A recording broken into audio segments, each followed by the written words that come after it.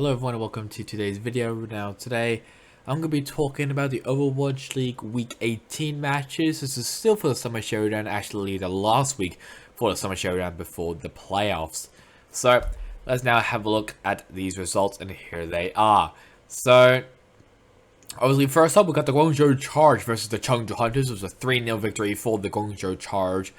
Pretty convincing win. Choi Se-wan getting the victory, so pretty convincing win for the Charge. Obviously, it does not help the Hunters, because I think, who were they trying to? I think it was Fusion. I think, if I remember correctly, I think it was Fusion. So I think they were hoping that Fusion will lose their next two matches. Obviously, that did not happen, as you could tell on your screen. But it was a very close time for the Hunters to advance to the Summer Showdown. And finally, for that day, which was September 2nd, it was the Shanghai Dragons versus the LA Valiant. It was a 3-0 victory for the Dragons. Very convincing win. Who are you getting MVP? Next up for the West, it is the LA Gladiators versus the Atlanta Giant. It was a 3-0 victory, surprisingly, for the Gladiators. Now, I'm pretty surprised about this, because obviously beforehand they didn't play well. I mean, they were already out of the running of being inside the top 8. But actually no, never mind. I think they were hoping. No, I think they were hoping NYXL will somehow make a miracle and actually win against the Florida Mayhem. Obviously, that also didn't work, but pretty convincing, very convincing win, very surprising win as well. I thought with the form that the Reign had from last week, I thought they would have made it a bit more competitive, but looks like not really. So, but I mean, Happy got MVP. I'm gonna guess this was also his. I think this was also Happy's first match with the team, and he did obviously exceptionally well. Get MVP of this for the Gladiators. So the Gladiators actually may look. Yeah, they probably look really scary coming out to the next one, which I can't remember what the next one is. I generally can't remember what the next tournament is, but obviously we'll find out afterwards. But the Gladiators are looking pretty scary for the next tournament. And Paraternal versus the NYXL. No really surprise here. NYXL again getting the win. Yak again MVP. The Eternal, they've just been all over the place, so no surprises there. This one was a pretty big surprise, though. The San Francisco Shock gets their first loss of the qualifiers. So this is, I mean, excluding the playoffs, which obviously the record for the regular season doesn't count. This is basically the Shock's first loss of the season against the Dallas Fuel. And, I mean, the Fuel was the most likely team for them to lose to. I mean, it was either them or the Gladiators. And the Gladiators, they've been struggling this whole qualifiers. And the Fuel, however, they've been looking really good. Obviously, they're actually they're coming to the tournament as undefeated during the qualifiers. So maybe the Fuel actually might take their first win. I mean, it will be a first-time winner in the tournament, obviously, for the West region, because the Gladiators aren't in it to make it back to back. So we'll see how that goes, and obviously we'll see who wins it. But the Shock, man, I don't know what happened to them. Edison again MVP, so really good though for the Fuel. Next up, the Guangzhou Charge versus the Hangzhou Spark, and the Charge was on a tear this week. I just want to say, the Charge once again, Choi Se-wan also once again gained the MVP. I don't know what the hell happened to the Spark. They just had a massive collapse in this week, which was confusing. But it is what it is, I guess. Next up, a very close victory for the LA Valiant against the Chung Hunters. Now, if you are a Philadelphia Fusion fan, you'll be jumping up and down, because that made the Fusion advance you to the top 4 very likely. It was also a massive upset win as well for the Valiant. I think everyone, including myself, were going into this match and really were thinking that the Hunters was going to. I mean, it was going to be a close game, probably 3-1 at least for the Hunters. But no one was expecting the Valiant with their weird roster of Dia on tank and Assassin on support actually winning against the Hunters. And also Azhan, I think it's also his first MVP, so congratulations to him. Wasn't all sunshine and roses for the Fusion as they lost to the Seoul Dynasty after that match. Soccer once again an MVP. The Dynasty were on a tear until they versed the Dragons, obviously. But Soccer, he is definitely a prospect for the Seoul Dynasty in the near future. Next up, the Florida Mayhem versus the Paris Eternal. A very, very convincing easy win for the Florida Mayhem against the Eternal. Surmatch did gain MVP. Don't know what else to say here. I mean, the Eternal just have been an absolute afterthought. And they might be also, I mean, they are the worst team in this year. It was originally obviously the Titans before. They went on to tear this in this tournament qualifiers, which really, really surprised me. Next up, the Houston Outlaws versus the Washington Justice, and last year again MVP, which means that the Houston Outlaws actually got the win. 3-0 victory for the Justice. 3-0 victory for the Outlaws, I should say. So pretty convincing win for the Outlaws. A reverse sweep actually for the Boston Uprising, and yes, I can talk about the Boston Uprising again after I talk about this in the tournament. It was a reverse sweep victory for the Uprising against the Vancouver Titans. Seeker got MVP, and very close game, a very entertaining match as well. I mean, the Titans also advanced to their first tournament, which I'm really excited for. I can't wait for the Titans to do well in front of technically also the home crowd, but it's based in Toronto. But I think that's gonna be really good though. Let's move over to the East for the final two matches for the East region. It was the Philadelphia Fusion versus the Hangzhou Spark, and this was a very crucial victory for the Philadelphia Fusion against the Spark. Obviously, this also meant that the Fusion has advanced to the top 4 for the East region. Obviously, if they lost this, the Hunters would have made it to the top 4 because they won this, and also because the Hunters lost against the LA Valiant. The Fusion had a much more likely chance of winning and making it to the top 4, and the Fusion did do that. Zest gained MVP, very, very important match for the Fusion. And finally, for the East, the Seoul Dynasty versus the Shanghai Dragons. So it was a 3-0 victory for the Dragons. Slip gained MVP. However, the last map, Watchpoint Gibraltar, was a very close game. It's 5-6. Lijiang Tower and Midtown, they were pretty easy, basically. They have a very close last game of the series for the Dynasty and the Dragons, but it didn't really matter. The Dragons goes undefeated in this tournament. And then finally, for the final two matches for the West region, the London Spitfire versus the Toronto Defiant. It was the London Spitfire winning that 3-1 victory for them. Spark again MVP.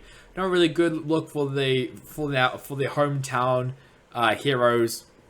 So for the hometown team for the Summer Showdown tournament, and also the organizers as well. But either way, the Defiant will advance. Well, I think they already advanced to their own tournament. And then finally, the Florida Mayhem versus the NYXL, a very easy 3-0 victory for the Florida Mayhem against the NYXL, and Hydra again MVP.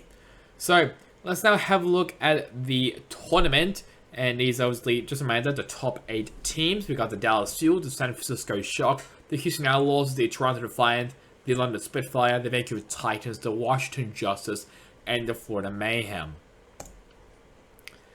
So I also forgot to show the standings as well. So in the 9th place we got LA Gladiators, Land Terrain, Boston Uprising, and the NYXL both tied for 11th, and then the Paris Eternal in 13th.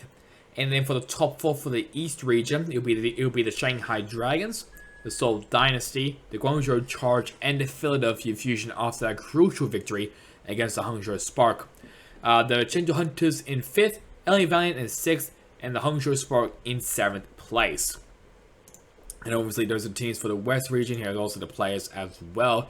I don't know, I'll be talking about I will be talking about the Boston Uprising after this, and I guess also the Outlaws and the Defiant, but they're not that massive changes, they're just content creator updates. And then here are the 4 East teams have been the Shanghai Dragons, the Seoul Dynasty, the Guangzhou Charge, and the Philadelphia Fusion. So we have a look at those players as well for those 4 teams. No changes for the East region. It's mainly just nothing really. So East region haven't made some surprising changes. Let's have a look at the brackets, because obviously this is very important. So for the West, we have the Dallas Fuel versus the Washington Justice. The Toronto Defiant against the London Spitfire. That's going to be a good match, a good rematch. Maybe the match of the week. The San Francisco Shock against the Vancouver Titans. Obviously, two former Giants of the Overwatch League back in 2019 Season 2. When Titans had the runaway roster. That might be a really good match to watch out for. And then finally, the Houston Outlaws versus the Florida Mayhem. Bringing out the final match in the upper bracket quarterfinals. For the East, we have the Guangzhou Charge versus the Shanghai Dragons, and the Philadelphia Fusion versus the Seoul Dynasty. Now, obviously, the West region of the will only be in Toronto. The East region will be played online, so there'll be no lands for the East region, sadly, which is pretty sad, though. I'll be honest. I hope, especially maybe for the playoffs, we'll probably see. I really hope that in the playoffs to get to see them play against each other. Not even in Hawaii, just on land. That'll be a phenomenal experience. I mean, like a lot of esports events like CS:GO, Valorant, League of Legends, they're all doing lanes once again, and I really hope that we get to see the East and West teams once again battling out on land. That has not happened since 2020. So it's been a pretty long time since we've had full LAN. And obviously that was when what's it called? The hometown? I can't remember what's it called now. But you know what I mean. Back in Season 3 on 2020 when that crazy year happened. Anyways, let's have a look at some roster changes. Surprising roster changes. And this is where I'm going to talk about the Boston Uprising. Because Laurie, I don't know how you say his name still, has left the team, and Askoft has become the head coach. Now this is actually pretty big, because obviously if you don't know, because I don't talk about rosters and like who they're playing and everything, but I'll talk about it this time, because obviously the Boston Uprising, if I remember correctly, they have like six, not even six. That was maybe a bit over-exaggerated. I think they have like 4 tanks, don't they? So they have 3 tanks, sorry. So they have a total of 3 tanks. And obviously Mag, not that great. He's obviously in a 2-way contract, so he can only play a limited amount of games. And I think the match against, who was it against? It was against the Vancouver Titans. It was actually Punk's first match, which basically meant that Laurel did not like Punk at all being in the roster, because I think they just wanted maybe a full Korean roster. You know, even though Seeker was in like most of them, so I don't really understand that still. But I mean, Punk is just a better tank. It's just facts. I mean, this is not even me like being biased or anything. This is just a state fact that everyone has been saying, that Punk is just a better tank than Mag and Itza.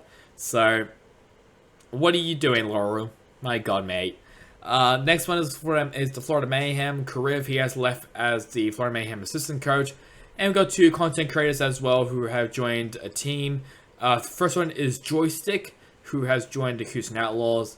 And a content creator, actually, I do know, Freya, I think I say their name. They have joined, she's joined the Toronto Defiant as a content creator. I swear she was in an Overwatch League team beforehand. I think that might have been Gen G, if I remember correctly. But either way, it's great to see content creators being part of the Overwatch League, technically. So I think, well, so what is the next one? It is the Countdown Cup. So I guess we'll have a look at the Countdown Cup. Obviously, the San Francisco Shock, they've already locked themselves into the tournament. Actually, no, into the playoffs, I think, I'm pretty sure. The LA Gladiators, the Dallas Fuel, and the Houston Outlaws, they still all have a chance. They are technically locked in, but I think they need to be officially locked in. So they're basically in the top 10. They can but they can be knocked out, I think. I'm pretty sure. No. So I think what the green. So obviously the shock means that they're automatically in. They're guaranteed they are in the playoffs. The Gliders, Fuel, and the Outlaws, and also for the other side, the Dynasty Dragons and Spark. They are technically in it, but they won't stay in those positions. Obviously, the ones highlighted in yellow, they are basically eliminated from the playoffs. They don't have a chance to take home the Overwatch League Season 5 Championship. That's basically how that works, I think. So, I guess we'll have a look at the first match being Week 21. And obviously, Week 21 is mainly full of West. It's mainly the West teams which they play, but it's actually also part of the East teams. So I don't know why it's so big now, but whatever. I guess like we'll go through it. Matches, maybe look out for. If you're Washington, that might be. Actually, probably not. Maybe a rain in Toronto. That might be really good. Spark Chengdu probably. Maybe Battle of Europe once again. Eternal and Spitfire. Dragons and Dynasty, that might be really good. What else? I don't think anyone really in this day. Maybe Spark Confusion, that might be really good. Gladiators and Titans. And then maybe Shock and Outlaws, that might be a good match as well at the very end. Obviously, Week 21, that'll start on the 22nd of September, so we still have a lot of time. But that's also because of the tournament here, which will go from the 8th of September to the 11th of September. So they basically have an 11 days off just to practice. And obviously, this is how the league points are distributed for the West region. So it's basically the same. It's just that obviously the West regions have more slots, so more teams will get 1 point guaranteed. So that is really about it for me. Just a reminder that the Summer Showdown tournament, the West region will be at Toronto, and the East region will be online. So that's really about it for me. Hope you guys enjoyed it. Catch you guys on next time in the next one. Goodbye.